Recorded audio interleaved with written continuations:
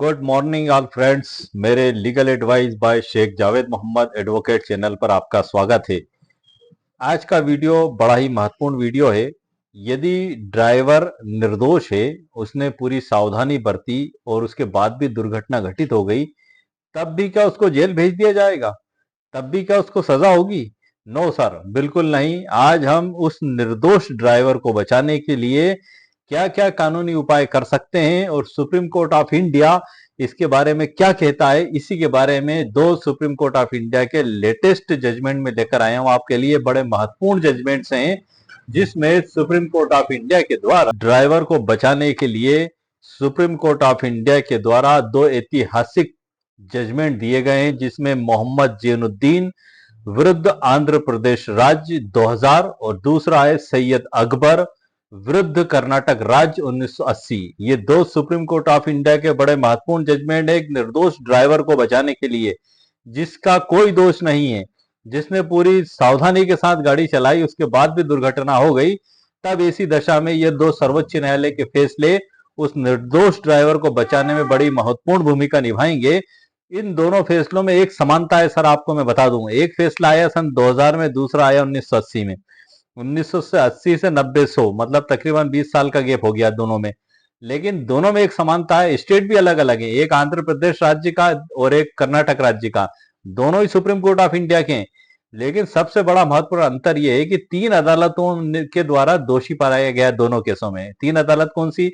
एक judicial magistrate first class, उसके बाद सेशन कोर्ट, उसके बाद हाई कोर्ट।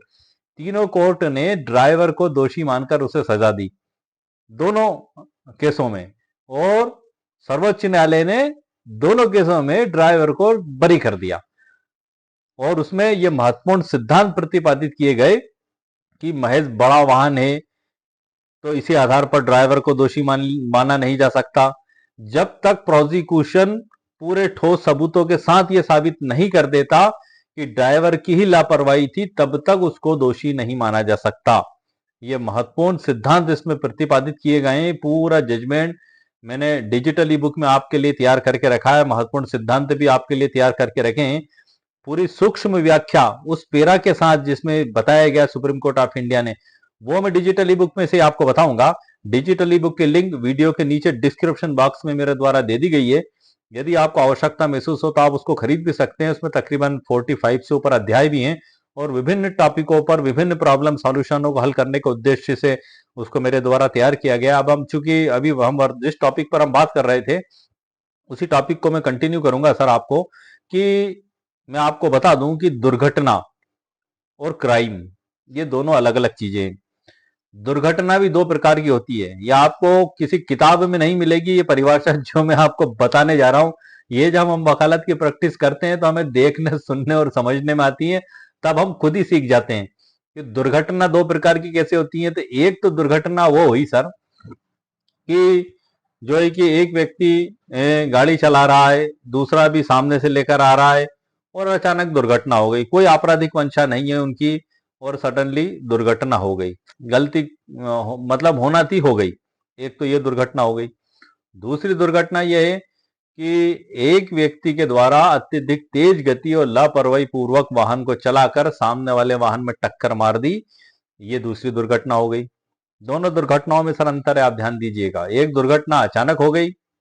दुर्घटना कई प्रकार से हो जाती है सर, आपने देखा होगा कि या तो गाड़ी के अचानक ब्रेक फेल हो गए, अब इसमें किसी की भी गलती नहीं है, या फिर अचानक ही वाहन के सामने छोटा वाहन आ गया सडनली। अब गलती उस छोटे वाहन की है, वो तो अपनी जैसे कि हाईवे पर वाहन चलते हैं एक गति से, और उस हाईवे से ही गांव का कोई छोटा सा रास्ता भी उससे अटैच है। अब गांव के लोग मोटरसाइकिल से उस वाहन से उस रास्ते से आते हैं हाईवे पर, तो उनकी ड्यूटी है कि वो पहले हाईवे पे पहुंचने से पहले उनकी मोटरसाइकिल को रोकें, दोनों साइड देखें, जब रोड क्लियर है तब क्रॉस करके आगे बढ़ें। ये नहीं कि वो गांव का जो पगडंडी रोड है जो हाईवे पर मिलता है, वो उस पगडंडी रोड पे सीधे 80-90-100 की स्पीड में लाएं और सीधे हाईवे के बीच में खड़ी गाड़ी बीच बीच रोड में ला खड़ी करें। तो जाहिर सी बात है वो जो वाहन उधर रूटीन में आ रहे हैं, जो लॉन्ग रूट पर चल रहे हैं, तो टक्कर तो होगी। अब इसमें उस ड्राइवर की गलती थोड़ी मानी जाएगी सर। कई बार आपने देखा होगा मोटरसाइकिल पर आप बैठकर जा रहे हैं, वो मोटरसाइकिल के बीच में कुत्ता आ गया एकदम से, या वो जिसको कहते हैं सुअर आ गया एकदम से दौड़ लगाता हुआ, या कोई भी मवेशी आ गया, जानवर आ गया, तो दुर्घटना हो जाती है। अब वो दुर्घटना हुई और साथ में वो दूसरी गाड़ी से टकरा गया तो वहां दुर्घटना हो गई। तो ऐसे कई तरीके से दुर्घटना हो सकती है। जरूरी नहीं है कि हर दुर्घटना में ड्राइवर ही दोषी हो। क्लेम तो फिर भी मिलेगा सर, इस बात से आप तो निश्चिंत रहें, क्योंकि वो एक अलग मामला है। एक्सीडेंट क्लेम याचिका जो हम लगाते हैं मोटरयान अधिनियम 1988 की धारा 166 के तहत, वो एक वेलफेयर लेजिस्लेशन के रूप में देखा जाता है, उसे कल्याणकारी अधिनियम के रूप में। और उसका उद्देश्य, उसका मकसद जस्ट कंपनसेशन देना है उस पीड़ित को, राहत को। और ये जो फौजदारी केस चलता है जुडिशियल मजिस्ट्रेट फर्स्ट क्लास के समक्ष, ये एक अलग चीज हो जाता है सर। इसमें चाहे वो बरी हो कि उसको सजा हो, उधर तो आपको क्लेम न्यायालय के द्वारा दिलाया जाएगा। वो एक कल्याणकारी एक रुख अपनाया जाता है उसमें। लेकिन सवाल ये उठता है कि हर बारी ड्राइवर को दोषी मान लिया जाता है, उसके खिलाफ जो है कि एफआईआर दर्ज कर ली जाती है। ठीक है सर, दुर्घटना हो गई, एफआईआर दर्ज हो गई, जमानत हो गई। लेकिन सवाल ये है कि ये देखा जाएगा तो सुप्रीम कोर्ट ऑफ इंडिया ने इन दो जजमेंट्स में, इनको बड़ा ऐतिहासिक फैसले, ये दोनों ही बड़े लैंडमार्क जजमेंट है, और इन दोनों जजमेंटों में सुप्रीम कोर्ट ऑफ इंडिया ने ड्राइवर को निर्दोष मान के बरी किया था। अब मैं आपको थोड़ी सी एक महत्वपूर्ण जानकारी और प्रदान कर दूं। उदाहरण के तौर पे मैं आपको बता रहा हूं कि एक दुर्घटना जैसे घटित हुई, जैसे कि गांव का जो रोड है, पगडंडी रोड है, उसको मान लें आप, कच्चा रास्ता है, वो मुख्य हाईवे पर मिलता है। और उस मुख्य हाईवे पर ट्रक अपनी गति से लॉन्ग रूट पर जाते हैं, उनकी सभी की तेज गति सामान्य रहती है। अब अचानक मोटरसाइकिल वाले आए और जो है कि उनको बीच में डिवाइडर लगा हुआ था। मैं आपको एक समझाने के लिए उदाहरण के तौर पे बता रहा हूं, ताकि आप बात को समझ सकें कि आखिर इस परिस्थिति में क्या सिचुएशन बनेगी और क्या धाराएं लगाई जाएंगी। अब जो बीच में डिवाइडर लगा हुआ है और एक रोड जाने का है और एक रोड उधर से इधर आने का है। अब ये जो गांव की पगडंडी वाले रोड पे जा रहे थे, तो ये रोड क्रॉस करके उधर वाले रोड पर जाकर उधर उनको जाना चाह रहे थे, उस साइड में। तो इनकी ड्यूटी थी कि रुकते देखते और जब क्लियर होता उसके बाद रोड क्रॉस करता है। ये बिल्कुल पगडंडी से लाए और सीधे क्रॉस करते हुए रोड के डिवाइडर के उस तरफ वाले रोड पर जाने लगे, और बीच रोड पर पहुंचे और रूटीन में जो ट्रक आ रहा था उसके द्वारा टक्कर लगी, एक्सीडेंट हो गया। अब इसमें गलती किसकी मानी जाएगी सर, आपको समझ सकते हैं। तो हर दशा में अब इसमें जब जब धारा लगाई जाएंगी, पुलिस के द्वारा एफआईआर लिखी जाएगी, सपोज करो कि उसकी मृत्यु हो गई, गंभीर चोटें लगी, तो यहाँ पर भारत BNS 2023 की धारा 106 की उपधारा 1 लगाई जाएगी, लापरवाही पूर्वक गाड़ी चला कर मृत्यु कारित करना। गंभीर चोटें हैं तो 125 की उपधारा 2, साधारण चोटें हैं तो 125 की उपधारा 1। ये BNS 2023 की धारा बता रहा हूँ सर, नए कानून की। 281 BNS 2023 की लापरवाही पूर्वक गाड़ी चलाना। 184 मोटरयान अधिनियम 1988, उसमें भी अत्यधिक तेज गति से लापरवाही से वाहन चलाना आता है। तो ये सब इसमें धाराएं लगाई जाएंगी। साथ ही जो है कि उसको, ड्राइवर को गिरफ्तार किया जाएगा, वाहन को जब्त किया जाएगा, और फिर कोर्ट से उसकी जमानत होगी और फिर वो मुकदमा चलाया जाएगा। तो ये एक ट्रायल है जो होता है जनरली। अब यहाँ पर ये जो मुकदमा चलेगा, वो मुख्य दोषी तो ड्राइवर को ही माना जाता है, एफआईआर उसी के खिलाफ दर्ज की जाती है। एक्सीडेंट क्लेम जब हम लगाते हैं तो वहां पर 3 लोगों के ऊपर लगाया जाता है, ड्राइवर, गाड़ी मालिक और बीमा कंपनी। ये मुकदमा पूरा डिपेंड उसकी लापरवाही पर होता है। अब यदि वो निर्दोष है, देखिए सर, निर्दोष होना एक अलग बात है और दोषी होना एक अलग बात है, आपको समझना होगा। मैंने पिछले वीडियो में भी आपको जानकारी दी थी कि शराब पीकर गाड़ी चला रहे हैं आप, अत्यधिक तेज गति और लापरवाही पूर्वक गाड़ी चला रहे हैं आप युवा अवस्था के रोमांच में इतने रोमांचित हो गए कि आप अनाधुन गाड़ी चला रहे हैं अत्यधिक तेज स्पीड से, और बेचारे जो सड़क पर चलने वाले सीधे साधे और जो लोग हैं, आम नागरिक, आम राहगीर हैं, उनको टक्कर मार के उनकी मृत्यु आप कारित कर रहे हैं। तो भला आप दोषी नहीं होंगे तो कौन होगा भला दोषी? तो जो सजा का प्रावधान बताया गया, वो इस प्रकार के दोषी जो लोग हैं, इस प्रकार के जो मेंटेलिटी के लोग हैं, जो अपने आप को सम्राट समझते हैं कि हर क्षेत्र के वो सम्राट हैं, और सड़क उनकी, उनके बाप की जागीर है, और वो जैसे चाहेंगे उस पर चलाएंगे। तो ये वो अपने आप को जो सम्राट समझते हैं, तो सम्राट शब्द ये मैं नहीं कह रहा हूं सर, ये सुप्रीम कोर्ट ऑफ इंडिया के द्वारा जजमेंट के पैरा क्रमांक 18 में बताया गया।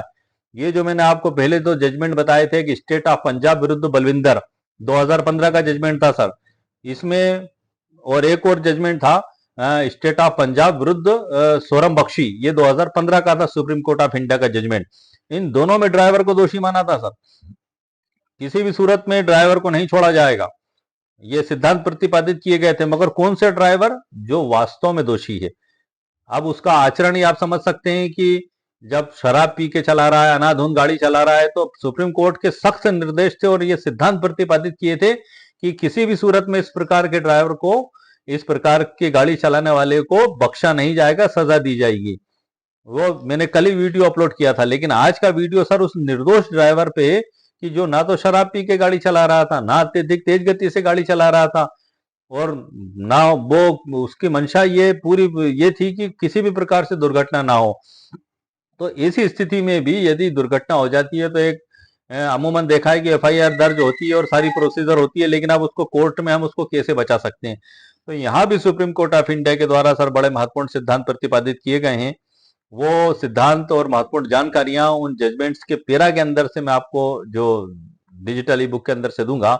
आइए सर, मैं अब आपको आगे की जानकारी डिजिटल ई बुक के अंदर से देता हूँ। Let's go sir. एक्सीडेंट में ड्राइवर की गलती ना हो तो क्या होगी जेल, एसी के 2 ऐतिहासिक फैसले, निर्दोष ड्राइवर कैसे बचे। ये सर हमारा वीडियो का भी टाइटल है और डिजिटल ई बुक का भी टाइटल है। अब मैं आपको सीधे मुद्दे की बात पर सर लेकर चलता हूं।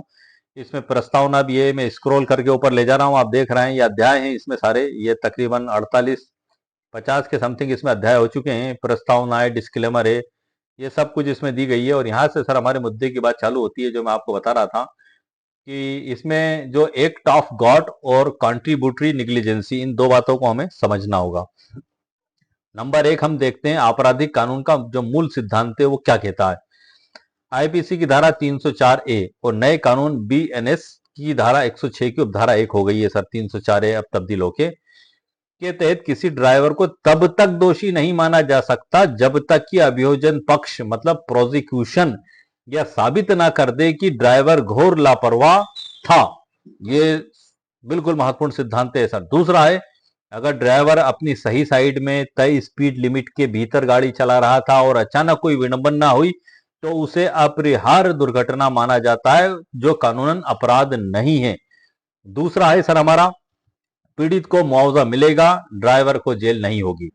क्या कहता है सर ये मामला, जैसा कि आहत बीमा कंपनी से क्लेम ले, जैसे कि एक स्थिति बनती है कि आहत बीमा कंपनी से क्लेम ले ले मगर ड्राइवर को छोड़ दिया जाए। मोटर यान अधिनियम का ढांचा ठीक इसी सिद्धांत पर बना है, जिसमें हम नंबर 1 देखेंगे दीवानी दायित्व, जिसको हम कहते हैं सिविल लाइबिलिटीज। क्लेम कोर्ट जो एमएससीटी का काम पीड़ित परिवार को वित्तीय राहत देना है, इसके लिए गाड़ी का थर्ड पार्टी इंश्योरेंस होता है। अगर दुर्घटना हुई है तो बीमा कंपनी पीड़ित को पूरा मुआवजा देगी, चाहे ड्राइवर की गलती हो या ना हो, नो फॉल्ट लाइबिलिटी। दूसरा आता है सर आपराधिक दायित्व, ये भी बड़ा महत्वपूर्ण है। क्रिमिनल लाइबिलिटी, ये तो हमारी सिविल हो गई, ये भी दूसरी क्रिमिनल लाइबिलिटी हो गई सर।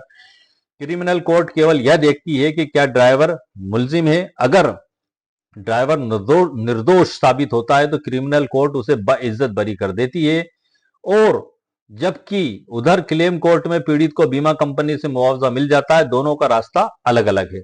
सुप्रीम कोर्ट का जो जजमेंट्स है जो मैंने आपको बताए थे, मोहम्मद एनुद्दीन उर्फ मियम बनाम आंध्र प्रदेश राज्य 2007 एससीसी 72, इसमें जस्टिस केटी थॉमस की बेंच ने कानून का सबसे बड़ा सिद्धांत स्थापित किया है कि सिर्फ एक्सीडेंट हो जाने का मतलब यह नहीं है कि ड्राइवर लापरवाह था। ये जजमेंट सर आप आपके केस में कोर्ट में ड्राइवर को बचाने के लिए भी आप पेश कर सकते हैं। सूची अनुसार आप न्याय दृष्टांत सूची बनाकर आर्गुमेंट के समय निवेदन भी कर सकते हैं, और इसमें जो आधार बताए गए उनको क्रॉस एग्जामिनेशन भी आप उसमें कर सकते हैं। जैसे कि उसमें आप ड्राइवर की तरफ से हैं तो अभियोजन साक्ष्य उसमें आते ही आते हैं, जिनको चोट लगी है और उनके सभी गवाह, पुलिस के गवाह, नक्शा मौका, डॉक्टर के बयान। तो आप जो है कि इसमें जो सिद्धांत बताए गए हैं इसके आधार पर आप क्रॉस एग्जामिनेशन भी आप उसमें कर सकते हैं, ध्यान रखते हुए इसको बचाने के लिए।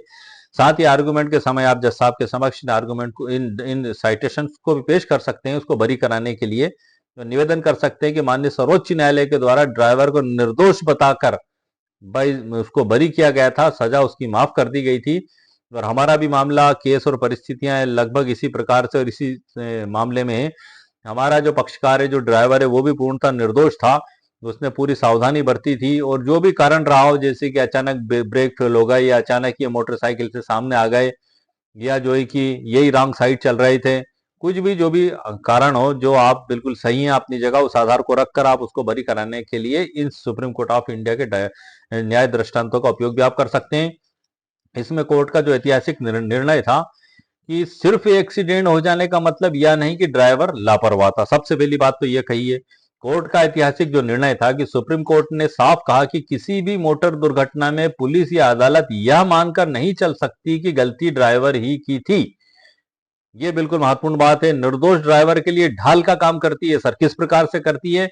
कोर्ट ने कहा कि जब तक अभियोजन पक्ष ठोस सबूतों से साबित नहीं कर देता कि ड्राइवर ने आपराधिक लापरवाही की थी, तब तक उसे दोषी नहीं ठहराया जा सकता। केवल बड़े वाहन का होना या किसी का घायल होना सजा का आधार नहीं है। दूसरा जजमेंट है sir supreme court of India का सैयद अकबर बनाम कर्नाटक राज्य 1980 1 ACC 30। मैं इसका सिद्धांत पढ़ के बता रहा हूँ सर, मूल सिद्धांत जो है, बेसिक जो इसमें बताया गया। इसकी जो जजमेंट के अनुवाद है वो भी मैं आपको बताऊंगा। उसकी सरल व्याख्या मैंने आगे की हुई है जजमेंट के अंदर से ही, वही ट्रांसलेशन पूरी की पूरी। इसमें जो बताया है सैयद अकबर में, Syed Akbar supreme court of India का जो जजमेंट है, इसमें बताया है कि जब दुर्घटना अचानक सामने आए, किसी परिस्थिति के कारण हो जाती है, तो सुप्रीम कोर्ट ने इसमें स्पष्ट कर दिया है कि आपराधिक लापरवाही और निर्णय की चूक में फर्क होता है। अगर कोई व्यक्ति सामने वाले को बचाने की कोशिश में या अचानक किसी विपरीत परिस्थिति जैसे कि ब्रेक फेल होना, अचानक किसी के सामने आ जाना के कारण दुर्घटना का शिकार होता है, तो उसे आईपीसी की धारा 304 ए, जो वर्तमान में 106 1 है, के तहत दोषी नहीं माना जाएगा। इस केस में कोर्ट ने कहा कि आपराधिक मामलों में रेस इप्सा लोक्विटुर, मतलब घटना स्वयं बोलती है, का सिद्धांत बहुत सावधानी से लागू होना चाहिए और ड्राइवर को सीधे दोषी नहीं मान लेना चाहिए। तो ये सर आज के हमारे वीडियो के टाइटल से संबंधित दो महत्वपूर्ण जजमेंट्स मैं ढूंढ के आपके लिए लेकर आया हूं, और आपके लिए बड़े महत्वपूर्ण ये साबित होंगे उस निर्दोष ड्राइवर को बचाने के लिए। ये सिर्फ एज ए एडवोकेट के लिए लाभकारी नहीं है सर, ये हर उस व्यक्ति के लिए जो पीड़ित है, क्योंकि डॉक्टर के पास सबसे पहले जिसकी तबीयत खराब होती है वही जाता है। तो बुखार सबसे पहला उसी पता लगता है जिसको आता है। डॉक्टर तो बाद में आएगा, गोली बाद में वो देगा, वकील साहब के पास तो बाद में आएगा, वो बाद में वकील साहब से मिलेंगे और सारी बातें होंगी, लेकिन वो सर्च भी करता है, वो ढूंढता भी है। तो यदि एक आम व्यक्ति भी जो है निर्दोष है, वो मेरा वीडियो देख रहा है, तो ये उनके लिए भी बड़ा उपयोगी वीडियो है। जिनके साथ इस प्रकार एफआईआर दर्ज हो गई है, तो वो उनके बचने के लिए सुप्रीम कोर्ट ऑफ इंडिया के इन सिद्धांतों का लाभ ले सकते हैं। अब मैं आपको सीधे जजमेंट पर लेकर आया हूं सर। आप देख रहे हैं स्क्रीन पर, मैंने येलो कलर से हाईलाइट किया हुआ है बोल्ड अक्षरों में, मोहम्मद एनुद्दीन उर्फ मियम बनाम आंध्र प्रदेश राज्य 28 जुलाई 2000 का जजमेंट है। इस जजमेंट का थोड़ा सा मैं आपको फैक्ट बता देता हूं, ताकि आपके सामने खुलासा हो जाएगा कि आखिर घटना किस प्रकार की थी। एज एडवोकेट हैं आप, विधि के छात्र हैं, एक्सीडेंट क्लेम की प्रैक्टिस करना चाहते हैं, आप सभी के लिए बड़ा लाभकारी है। आप एक आम व्यक्ति हैं, आप खुद पीड़ित हैं, आपके लिए भी बड़ा लाभकारी है कि आखिर आपके केस में किस प्रकार से उपयोग हो सकता है। इसका अब आप ध्यान से सुनिएगा, इसकी घटना के बारे में मैं बता रहा हूं। ये वही घटना के जजमेंट सर, मैंने वर्ड टू वर्ड इसमें ट्रांसलेशन करके लिखा आपके लिए कि एक यात्री बस में चढ़ते समय चलती बस से गिर गया। इस घटना में बस चालक को घोर लापरवाही का दोषी पाया गया और उसे भारतीय दंड संहिता की धारा 304 ए, जो कि अब वर्तमान में धारा 106 की उपधारा 1 BNS 2023 कर दी गई है, के तहत दोषी ठहराया गया और 3 महीने के कारावास की सजा सुनाई गई। निचली अदालत, सत्र न्यायालय और पुनरीक्षण उच्च न्यायालय, तीनों अदालतों ने एक ही रुख अपनाया, इसलिए अपील दायर की गई। तथ्यों के निष्कर्ष को अब बदला नहीं जा सकता। अब केवल यही प्रश्न निर्णय के लिए शेष है कि क्या इन तथ्यों के आधार पर यह निष्कर्ष निकालना आवश्यक है कि अपीलकर्ता लापरवाही से वाहन चलाने का दोषी है। इस मामले में अदालतों द्वारा स्थापित तथ्य इस प्रकार हैं। ये पूरे तथ्य इसमें लिखे हुए हैं। मैं मुख्य बात आपको बताता हूं सर आगे चलकर, कि वर्तमान मामले में चालक का संभावित स्पष्टीकरण यह है। क्या उसने डिफेंस दिया था चालक का स्पष्टीकरण, कि उसे दुर्घटना की संभावना का भी अंदाजा नहीं था। ऐसा हो सकता है कि जब उसने वाहन को आगे बढ़ाया तो उसका ध्यान सामान्यतः वाहन के आगे की ओर ही रहा होगा। यात्रियों के वाहन में चढ़ने की प्रक्रिया के दौरान उससे वाहन को आगे बढ़ाने की अपेक्षा नहीं की जाती है, लेकिन जब कंडक्टर से बस के चलने का संकेत मिलता है तो उससे वाहन को आगे बढ़ाने की अपेक्षा की जाती है। जब कंडक्टर कह देता है कि अब कोई भी सवारी नहीं चढ़ रही है, ना कोई उतर रही है, गाड़ी आगे बढ़ाओ, एक सीटी रहती है उनके पास, जोर से सीटी बजाते हैं, या कई बसों में घंटी लगी रहती है वो बजा देते हैं, या गेट के पास खड़ा होकर कंडक्टर जोर से चिल्ला के कह देता है बढ़ाओ चलाओ, तो इस प्रकार से वो गाड़ी आगे बढ़ाई जाती है। तो यहाँ कंडक्टर सहित किसी भी गवाह ने यह नहीं कहा है कि चालक ने आगे बढ़ने का संकेत मिलने से पहले ही वाहन को आगे बढ़ाया था। बड़ी महत्वपूर्ण बात है, समझने वाली बात है, सीखने वाली बात है कि ऐसा कोई संकेत मिलने मतलब कंडक्टर सहित किसी भी गवाह ने, अदालत में गवाह ने यह नहीं कहा कि चालक ने आगे बढ़ने का संकेत मिलने से पहले वाहन को आगे बढ़ाया। मतलब आगे मिलने का संकेत हुआ उसके बाद ही गाड़ी बढ़ाई गई और चलती गाड़ी में वो कहीं ना कहीं चढ़ने लगे। अब इसमें उस सिचुएशन में कोई क्या कर सकता है, वो गिर गए, मृत्यु हो गई। एक बड़ी माइनर बात हो गई, यहाँ पर समझने वाली बात है। इस मामले में ये सुप्रीम कोर्ट ऑफ इंडिया का निष्कर्ष है सर, जो मैं पढ़ के बता रहा हूँ ट्रांसलेशन में। इस मामले में साक्ष्य इतने अपर्याप्त हैं कि उसे आपराधिक लापरवाही का दोषी नहीं ठहराया जा सकता। यह मानने के लिए कि यात्री बस चालक की लापरवाही के कारण गिरा, कुछ और साक्ष्यों की नितांत आवश्यकता है। इस मामले में ऐसे साक्ष्यों का अभाव है, इसलिए न्यायालय यह निष्कर्ष निकालने में असमर्थ है कि पीड़ित केवल बस के लापरवाही पूर्ण संचालन के कारण ही गिरा। इसका परिणाम यह है कि अपीलकर्ता को इस अपराध के लिए दोषी ठहराया जाना उचित नहीं है। परिणाम स्वरूप हम इस अपील को स्वीकार करते हैं और दोष सिद्धि और सजा को रद्द करते हैं तथा उन्हें बरी कर दिया जाता है। ये सुप्रीम कोर्ट ऑफ इंडिया ने कहा, संदेह से परे वो अपराध साबित नहीं कर पाए प्रोसिक्यूशन की तरफ से। तो सुप्रीम कोर्ट ऑफ इंडिया ने बड़े जबरदस्त और सिद्धांत प्रतिपादित किए। दूसरा जजमेंट है सर हमारा सैयद अकबर बनाम कर्नाटक राज्य 25 जुलाई 1979 का है। ये भी सुप्रीम कोर्ट ऑफ इंडिया का है। इसमें कर्नाटक उच्च न्यायालय ने 22 मार्च 1978 के निर्णय के विरुद्ध विशेष अनुमति से दायर इस अपील को स्वीकार करते हुए अपीलकर्ता को बरी कर दिया। अब हम इसमें देखते हैं सर आगे जो तथ्यों के आधार पर जो इसमें बताया गया था। एक मिनट सर, हाँ, कि चित्रदुर्ग के प्रथम श्रेणी न्यायिक मजिस्ट्रेट के समक्ष मुकदमे के लिए भेजा गया अपीलकर्ता को, जिन्होंने उसे भारतीय दंड संहिता की धारा 304 के तहत दोषी ठहराया और उसे 500 रुपए के जुर्माने के साथ 6 महीने के साधारण कारावास की सजा सुनाई और जुर्माना न भरने पर 1 महीने के कारावास की सजा सुनाई। अब अपील में सेशन कोर्ट ने प्रत्यक्षदर्शियों की अविश्वसनीयता के संबंध में निचली अदालत से सहमति व्यक्त की। इसके बावजूद उन्होंने दोष सिद्धि को बरकरार रखा। यहाँ हो गया सेशन कोर्ट हो गया सर। अब हम आगे बढ़ते हैं। उच्च न्यायालय ने सेशन कोर्ट का समर्थन किया और बरकरार रखा। अब यहाँ पर हमारी सर्वोच्च न्यायालय की जो महत्वपूर्ण निष्कर्ष वाली टिप्पणी है अंतिम पैरा की, वो मैं आपको बता रहा हूं।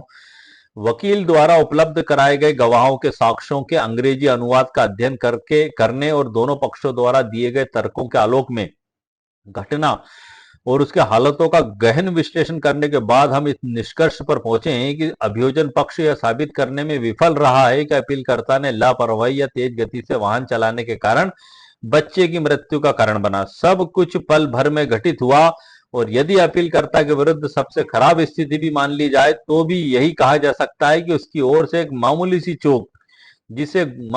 चूक जिसे घोर लापरवाही नहीं कहा जा सकता, बच्चे की मृत्यु का कारण बनने वाली दुर्घटना का पर्याप्त कारण हो सकती है। तो वे ये कारण हैं जो हमें अपने उस आदेश के समर्थन में देते हैं जिसके द्वारा हमने सैयद अकबर की अपील को स्वीकार किया और उन्हें बरी कर दिया। तो ये सुप्रीम कोर्ट ऑफ इंडिया के दो जजमेंट सर मैंने आपको बता दिए। और इसके बाद यहां से हमारा अध्याय नंबर 1 चालू होता है। MBA landmark judgement accident claim में पुलिस को 48 घंटे में देनी होगी रिपोर्ट, सुप्रीम कोर्ट जजमेंट। ये अर्थ यहाँ से अध्याय 1 चालू होता है। कुल इसमें सर 49 के समथिंग अध्याय हैं और ये पूरी डिटेल जानकारी इसमें मैंने लिखी हुई है। मैं कुछ अध्यायों से आपका परिचय करा देता हूँ शॉर्ट में। जो हमारा वीडियो का टाइटल है उससे संबंधित मुकम्मल कानूनी जानकारी सर मैंने आपको प्रदान कर दी है। अब इसमें जो सबसे महत्वपूर्ण है, डिस्क्लेमर भी है, प्रस्तावना भी है सर। इसमें डिस्क्लेमर ये है कि ये एक नोट्स है और एक डिजिटल ई बुक है, ये किसी कोर्ट में पेश नहीं होती है। आप जो साइटेशन दी हुई हैं वो साइटेशन का उपयोग आप कर सकते हैं। वो भी कहाँ से आप उसकी प्रिंट आउट निकाल के उसकी सूची बनाकर कोर्ट में आप पेश कर दें। डायरेक्ट आप इन नोट्स को कोर्ट में पेश नहीं कर सकते, डिजिटल ई बुक को। और इसमें जो अध्याय दिए गए हैं सर, उन अध्यायों में मैंने विभिन्न प्रॉब्लम को सॉल्यूशन करने के मकसद से अध्याय को शामिल किया है। और ये जो है कि मैं आपको शॉर्ट में बता दूं कि जिस प्रकार से किसी मोटरसाइकिल पर 3 लोग बैठे हुए हैं, मोटरसाइकिल पर सामान्यतः 2 लोगों को बैठाए जाने का प्रावधान दिए गए हैं कानूनी रूप से धारा 128 मोटर यान अधिनियम 1988 में। और यदि कोई 2 से ज्यादा लोगों को बैठा कर गाड़ी चलाता है तो उसमें जो है कि ₹1000 जुर्माना और 3 महीने तक उसका ड्राइविंग लाइसेंस सस्पेंड भी किया जा सकता है। अब यदि इस प्रकार का उल्लंघन करते हुए मोटरसाइकिल चला रहा था और बड़े वाहन ने उसको टक्कर मार दी, तब उसको क्या क्लेम मिलेगा? जी हाँ सर, मिलेगा। कैसे मिलेगा? ऐसे ही टॉपिकों पर मैंने सर सभी टॉपिक इसमें शामिल किए हैं डिजिटल ई बुक में। उस इसी टॉपिक पर मैंने स्पेशल वीडियो भी बना दिया है। मोहम्मद सिद्दीक विरुद्ध नेशनल इंश्योरेंस कंपनी लिमिटेड 2020 का लैंडमार्क जजमेंट है, जिसमें बताया गया है कि महज 2 से अधिक सवारी बैठाने के आधार पर क्लेम याचिका निरस्त नहीं की जा सकती है। ऐसे बगैर सामने वाले वाहन के पास डॉक्यूमेंट्स में यदि कमी है, ड्राइविंग लाइसेंस, बीमा, रजिस्ट्रेशन, फिटनेस, परमिट, ये होना चाहिए। ये अगर एक भी कम है तो बीमा कंपनी कहती है कि इनके द्वारा बीमा पॉलिसी की शर्तों का उल्लंघन किया गया, हम कोई क्लेम राशि नहीं देंगे। तब भी क्लेम लिया जा सकता है। कैसे लिया जा सकता है? तो ऐसे ही टॉपिकों पर सर मैं स्पेशल वीडियो मेरे चैनल पर बना चुका हूं। तकरीबन मोटरयान अधिनियम पे मैं 50 के समथिंग वीडियो बना चुका हूं सर। वर्तमान में मैं मोटरयान अधिनियम पर ही वीडियो बना रहा हूं कंटिन्यूसली। और ये 50 अध्याय मैंने जो वीडियो बनाया वो इस डिजिटल ई बुक में भी शामिल मेरे द्वारा किए गए हैं। तो अब नेशनल इंश्योरेंस कंपनी विरुद्ध स्वर्ण सिंह 2004 का ऐतिहासिक फैसला, उसके आधार पर भी स्पेशल वीडियो मैंने बनाया है। पे एंड रिक्वायर, भुगतान कर और वसूलों का सिद्धांत लागू होगा। न्यायालय आदेश करते हैं कि बीमा कंपनी उस आहत को भुगतान करे और गाड़ी मालिक से वसूल करे। इस पे पूरी डिटेल में वीडियो बनाया है। तो ये मैं आपको बता रहा हूँ खाली एक बतौर एग्जाम्पल कि इसी तरीके से मैं किसी समस्या को चुन के उसका समाधान निकालते हुए वीडियो बनाता हूँ। और डिजिटल ई बुक भी उसी प्रकार से लिखता हूँ। ये वो एक आम बुक नहीं है जो हम बाजार से खरीद कर लाते हैं। ये स्पेशल एक अनुभव के आधार पर और विभिन्न कानूनों का एक जगह संग्रह करके मेरे द्वारा तैयार की जाती है, कि ताकि किसी की प्रॉब्लम का सॉल्यूशन तो निकल सके। एक कोशिश है सर, दावा नहीं है। सपोज करें कि गाड़ी जो है कि रूट पर परमिट रूट है उसका, और उस परमिट रूट से हटके जा रही है और वहां एक्सीडेंट करके किसी की मृत्यु कारित कर देती है, तब क्या क्लेम मिलेगा? बिल्कुल मिलेगा सर। बीमा कंपनी तो कहेगी कि पॉलिसी का उल्लंघन है, बिल्कुल यहाँ भी पे एंड रिकवर के सिद्धांत लागू होंगे।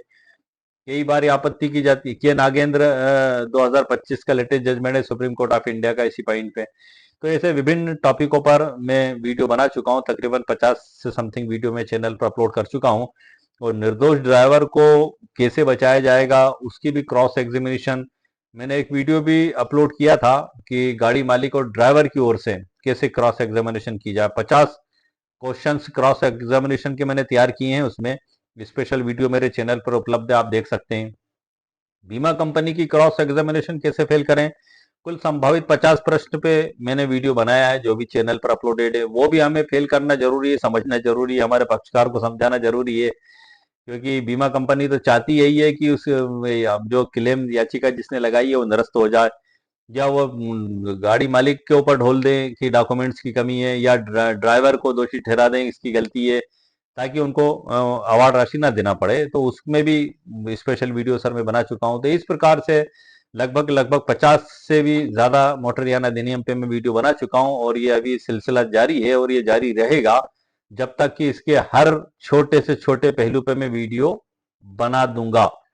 उसके बाद ही फिर मैं नया टॉपिक लूंगा। पहले मैंने नोटरी पे भी बनाया, वसीयत पे भी बनाए, सीपीसी पे भी पर भी बनाए, सिविल प्रक्रिया संहिता और दंड प्रक्रिया संहिता, बीएनएस, बीएनएसएस, सभी टॉपिक सर लॉ टॉपिक पर, विभिन्न लॉ टॉपिकों पर वीडियो बनाता हूं। मैं किसी एक क्षेत्र में कानून का दायरा सीमित नहीं रखता। मैं हर जो वकालत की प्रैक्टिस के दौरान जो हमारे सामने चीजें आती हैं उन सभी टॉपिकों पर आपके लिए वीडियो बनाता हूं, ताकि एक आम व्यक्ति को भी इसका लाभ प्राप्त हो सके और उसके मन में उठने वाले सवालात के जो जवाब होते हैं वो भी उसको मिल सकें, और ये विधि के छात्र और जो नए अधिवक्ता हैं उनको भी इसका लाभ प्राप्त हो सके। मेरा वीडियो बनाने का भी मेन मकसद यही यही होता है कि किसी ना किसी तरीके से हमारे मन में जो प्रॉब्लम्स आती हैं, जो सवालात पैदा होते हैं, उनका हल निकाला जा सके। क्योंकि एक आम सा क्वेश्चन होता है, बातें हमारे मन में आती हैं वकालत की प्रैक्टिस के दौरान, बहुत से सवाल हमारे मन के अंदर आते हैं, विधि के छात्रों के अंदर आते हैं, एक आम व्यक्ति के अंदर आते हैं। तो सभी का समाधान आपको मेरी डिजिटल ई बुक में भी मिलेगा, मेरे वीडियो में भी मिलेगा। यही मेरा पूरा प्रयास रहता है। तो आज के वीडियो में सर मैंने आपको मुकम्मल कानूनी जानकारी प्रदान कर दी। ये जो डिजिटल ई बुक है इसकी लिंक वीडियो के नीचे डिस्क्रिप्शन बॉक्स में मेरे द्वारा दे दी गई है। मात्र 299 रुपए इसकी कीमत मेरे द्वारा रखी गई है। यदि आपको आवश्यकता महसूस हो तो आप इसको खरीद भी सकते हैं। दो लिंक आपको दी गई है, एक मेरे वेबसाइट की लिंक है और दूसरी गूगल ई बुक पार्टनर की लिंक है। दोनों जगह पर आप क्लिक करके इसको खरीद सकते हैं। जैसे ही मेरी वेबसाइट के लिंक पर आप क्लिक करेंगे तो वहां पर आपको आपका नाम, आपका उपनाम, मोबाइल नंबर और ईमेल आईडी आपको लिखना होगा, और जैसे ही आप 299 रुपए का भुगतान करेंगे तो आपकी ईमेल आईडी पर मैसेज आएगा, वहां पर आपको डाउनलोड लिखा दिखाई देगा। जब आप डाउनलोड पर क्लिक करेंगे तो आपके मोबाइल पर डाउनलोड हो जाएगी। दूसरी लिंक ई बुक पार्टनर की, वहाँ हर मोबाइल में एक ऐप होता है गूगल का, वो उसी में डाउनलोड हो जाएगी। वो आपकी हमेशा लाइफ टाइम उसी में रहेगी। यहाँ पर आपको पीडीएफ आपको हमेशा संभाल कर रखना होगा। तो आज के वीडियो में सर मैंने आपको मुकम्मल कानूनी जानकारी प्रदान कर दी है। उम्मीद है आपको मेरा वीडियो पसंद आया होगा। मेरे वीडियो को आप लाइक भी करें, शेयर भी करें और सब्सक्राइब भी करें। ओके, शुक्रिया, थैंक यू सर।